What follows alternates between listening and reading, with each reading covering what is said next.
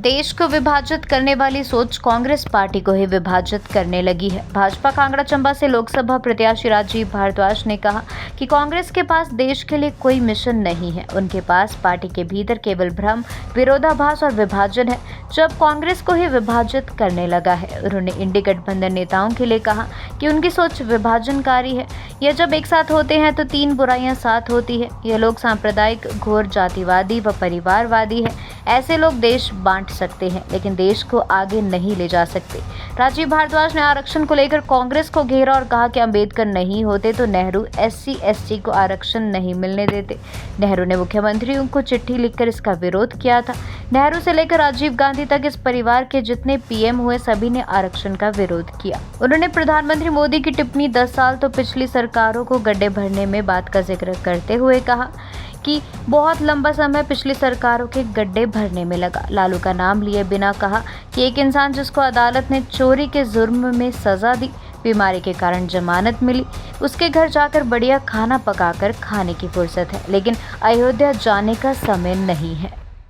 यदि देश का भविष्य किसी के हाथों में सुरक्षित है, देश की सुरक्षा यदि किसी के हाथों में सुरक्षित है, देश का स्वाभिमान यदि किसी के हाथों में सुरक्षित है और देश की छवि विश्वव्यापी बनाने के लिए यदि किसी के हाथों में सुरक्षित है, वो केवल नरेंद्र मोदी और भारतीय जनता पार्टी के हाथों में सुरक्षित है। ये जनता को विश्वास है, इसलिए हर कोई चाहता है नरेंद्र भाई मोदी इस देश के प्रधानमंत्री बने। उन्होंने काम भी ऐसे किए। उन्होंने वादा किया था कि मेरी सरकार गांव और गरीब के प्रति समर्पित सरकार होगी। 10 वर्ष देश के प्रधानमंत्री बने हुए हो गए।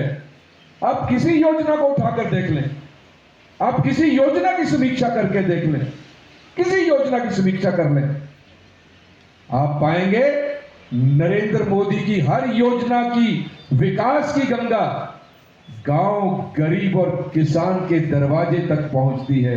इसलिए आपको विश्वास है नरेंद्र भाई मोदी के ऊपर।